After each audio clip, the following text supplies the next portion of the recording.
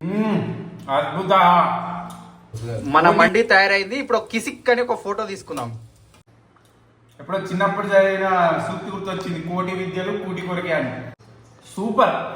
చెప్పడం కాదు, ఎవరైనా సబ్స్క్రైబర్స్ ఉంటే ఒకసారి వాళ్ళకి కూడా చేసి పెడతాము. కామెంట్ చేయండి. నా వీడియో కనుక నచ్చినట్టయితే సబ్స్క్రైబ్ చేయండి.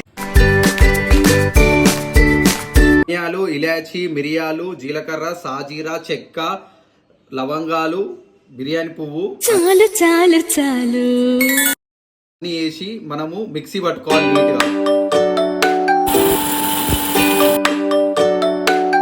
మిక్స్డ్ మసాలా, కారం, ఉప్పు, అల్లం ఎల్లిగడ్డ, నిమ్మ